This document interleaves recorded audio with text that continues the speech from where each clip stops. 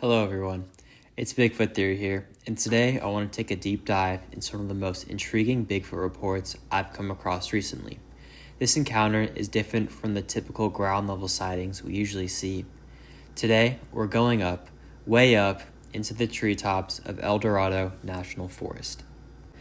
What makes this case particularly fascinating isn't just what the witness saw, but where they saw it, and the behavioral patterns that emerged over two separate incidents.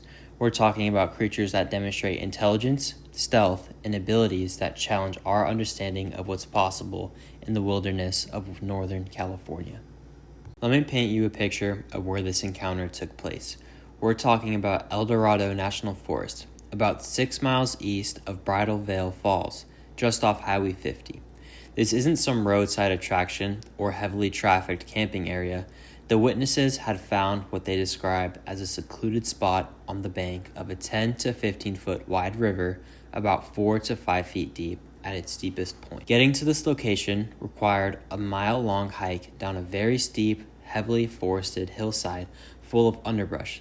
The witness emphasizes that this spot was an accidental find that remained secluded because of how difficult it was to access. We're talking about true wilderness here. The kind of place where you don't expect to encounter other people, especially not in the middle of the night. The forest composition is mixed pine, white fir, and cedar, perfect habitat for large primates if you think about it. Dense canopy, plenty of food sources, and minimal human intrusion. But here's what makes this location even more interesting. When the witnesses called the U.S. Forest Service to inquire about Bigfoot reports, the woman answering the phone chuckled and said, "Yes, but not at this low elevation." That response tells us two crucial things. First, there have been other reports in the area. Second, whatever she knew suggested these creatures typically operate at higher elevations, so what are they doing down here? Our story begins on July 2014, during a summer camping trip. The witness, who described himself as an avid hiker and camper who enjoys the outdoors year-round, was dispersed camping with his girlfriend.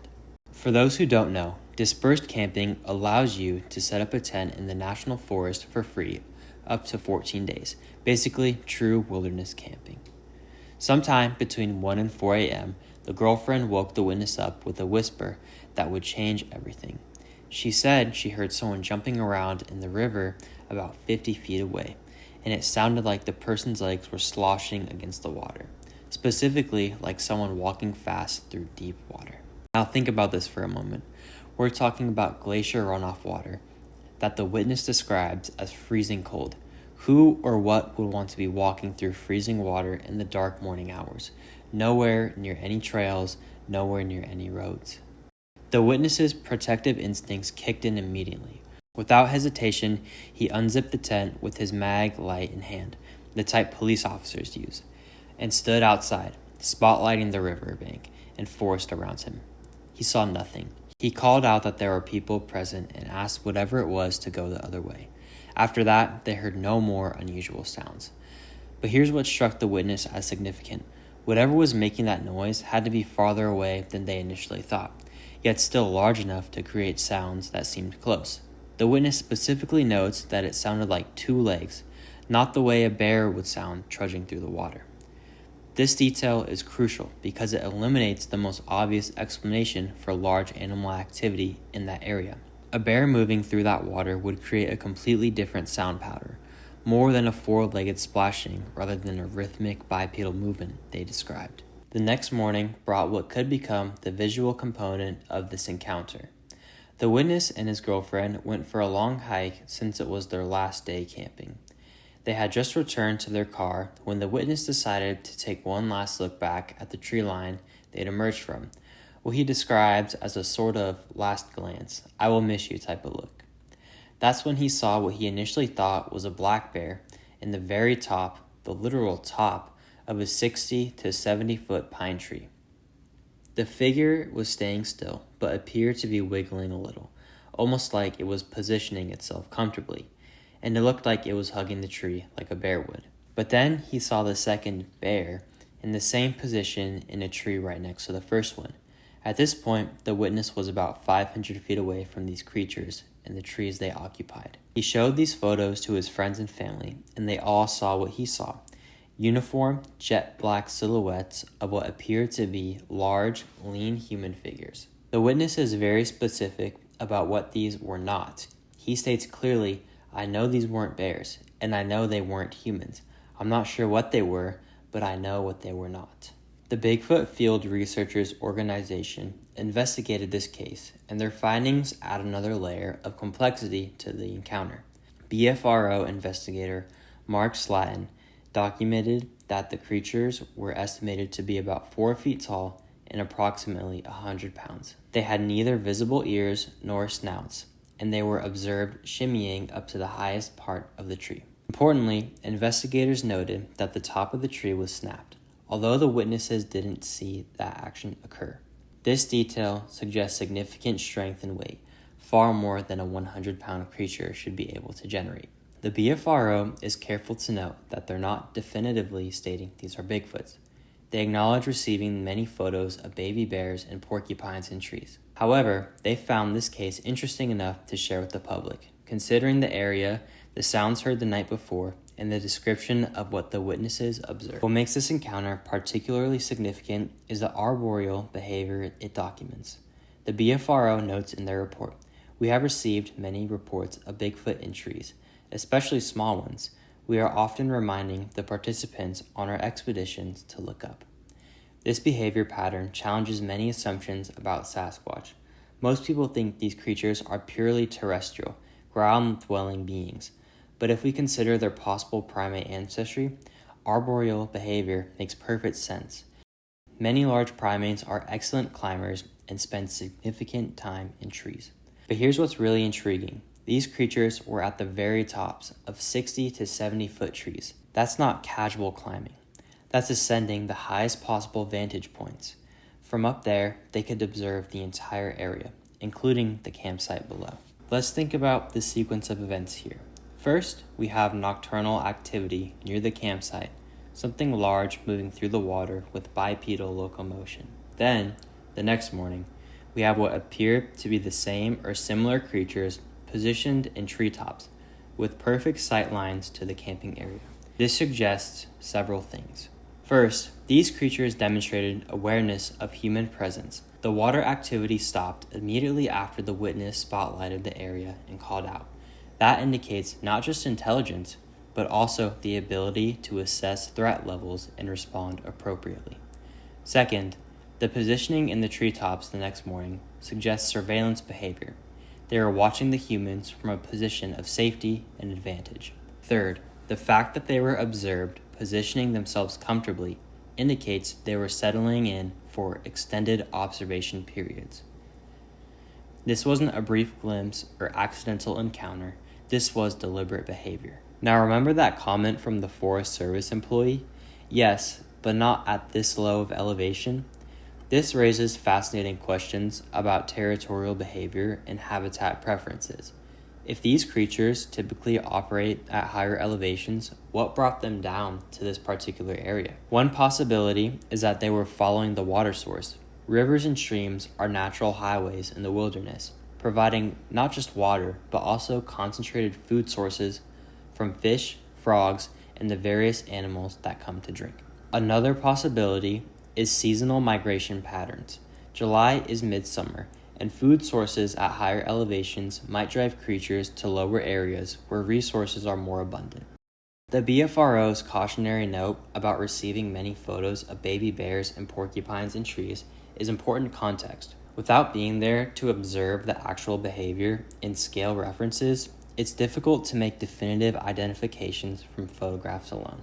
However, the witness's certainty about what these creatures were not is significant. As someone familiar with wildlife and outdoor environments, his elimination of known animals carries weight. El Dorado National Forest represents ideal Sasquatch habitat in many ways. The mixed pine, white fir, and cedar forest provides dense cover, diverse food sources, and minimal human intrusion. The presence of river systems creates natural corridors for movement and reliable water sources. The specific location's difficulty of access, requiring a mile hike down steep, heavily forested terrain full of underbrush, means it sees very little human activity. This creates what researchers call a refuge habitat, where large reclusive animals could thrive without frequent disturbance. If we accept that this encounter involved unknown primates, several behavioral patterns emerge that are worth considering. The nocturnal water activity suggests comfort with aquatic environments. Many witnesses report Sasquatch creatures wading through streams and rivers, indicating they don't avoid water like many other large terrestrial mammals might. The immediate cessation of activity when detected suggests high intelligence and threat assessment capabilities. Rather than fleeing in panic or becoming aggressive, the creatures simply stopped their activity and disappeared.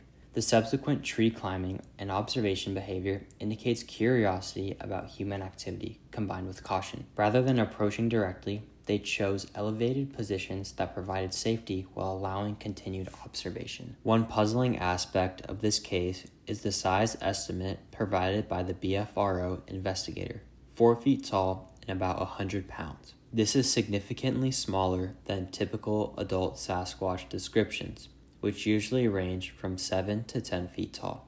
This raises several possibilities. These could have been juvenile creatures, which would explain both the smaller size and arboreal behavior. Young primates are typically more agile climbers than adults. The smaller size would also explain how they could reach the very tops of 60 to 70 foot trees and position themselves comfortably there. Adult creatures weighing 400 to 800 pounds, as often described in Sasquatch encounters, would have difficulty with such extreme arboreal behavior. The arboreal behavior, while less commonly reported, isn't unique to this case. Other encounters have described creatures in trees, often in positions that suggest observation or surveillance of human activity. The aquatic component also fits established patterns, with many reports describing creatures crossing streams, rivers, and other water features with apparent ease and comfort. It's important to consider conventional explanations for this encounter. The nocturnal sounds could have been caused by known animals, perhaps deer crossing a river, or even large fish activity in deeper pools. The figures in the trees could indeed have been bears, despite the witnesses' certainty otherwise.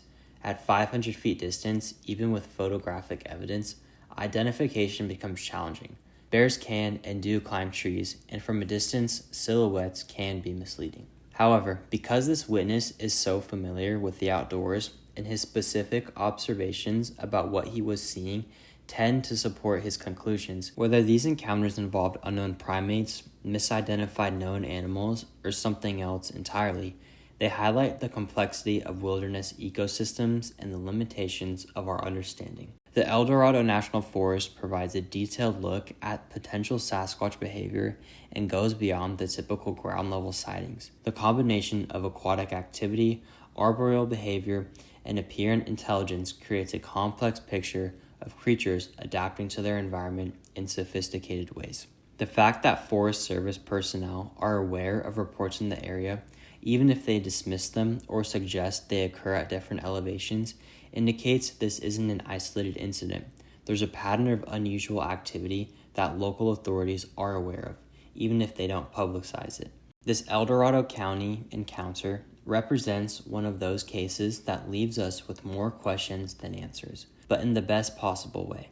It challenges our assumptions about unknown primates while providing detailed behavioral observations from credible witnesses. Whether you're a believer, a skeptic, or somewhere in between, this case offers valuable insights into the complexity of wilderness encounters and the importance of careful observation and documentation. The next time you're camping in areas known for unusual activity, remember this encounter.